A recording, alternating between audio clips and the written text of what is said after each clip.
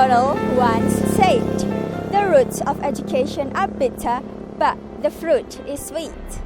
According to that, we as students should not give up and keep trying to pursue our education, because we are the future leaders of Indonesia. Hello everyone, my full name is Erlin Nadira Dewanto. You guys can call me Erlin.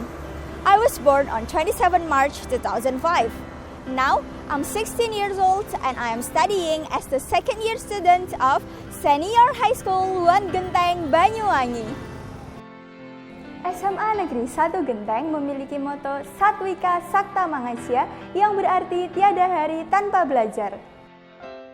Proses pembelajaran di SMA Negeri 1 Genteng didukung oleh tenaga pendidik yang kompeten serta sistem belajar yang menarik. The first is teacher, so it helps us to imagine what the full extent of the floor. The second one is composition techniques that expect things that become concrete and can be employed by the leaders. As an active student of SMA Negeri 1 Genteng, I'm not only joining daily lessons that are held here, but also I join some organizations such as MPK and Putra Putri Satwika.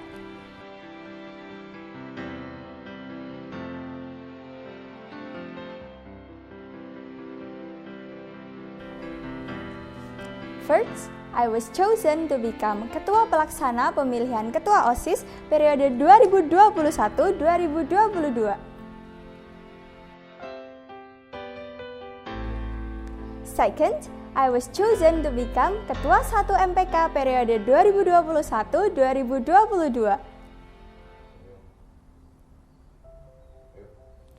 And the third one, I am chosen to become Wakil 1 Putri Satwika periode 2021-2022.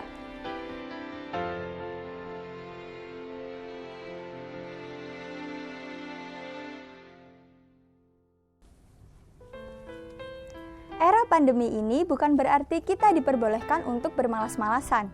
Apalagi, sebagai seorang siswa, ada banyak sekali kegiatan virtual yang bisa kita ikuti untuk menambah pengalaman. Contohnya, seminar. In this pandemic era, I have joined some seminars that are held by Harvard Medical School. Other than that, I also joined some competitions to develop my skill.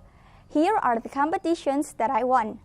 First, juara ke-7 LOP Bidang Bahasa Inggris tingkat nasional tahun 2021. Second, peringkat ke-15 LOP Bidang Bahasa Inggris tingkat nasional tahun 2020. Third, medali perunggu KSI Bidang Bahasa Inggris. And the fourth one, medali perunggu Olimpiade Pahlawan Sains Indonesia Bidang Bahasa Inggris tahun 2020. Before pandemic era, I also got some achievement, such as Harapan 2 Lomba Siswa Berprestasi tahun 2018, Juara 2 Lomba Siswa Berprestasi tahun 2019, Juara 2 OLSN Bidang Storytelling tahun 2019, dan Juara 1 dalam pemilihan Jebeng Tulik Cilik Banyuwangi tahun 2019. As long as I become Jebeng Cilik Banyuwangi 2019, I got some new experiences, such as the first, becoming Master Ceremony of Banyuwangi Youth Creation 2019, the second, performing Tari Ngelawung, and the third one, doing Jebeng Tulik Charity. Kuliah 30 menit dimulai dari sekarang. So first, thank you so much for your patience. For me, Banyuwangi Business Festivals are festivals which gather and develop international countries, such as Tour de Eden. It is an annual event which followed by international bikers. The second is Banyuwangi Annual Carnival. It is an annual event which helps to show up the amazing of Banyuwangi's bikers. As I said before, I won a storytelling competition in 2019.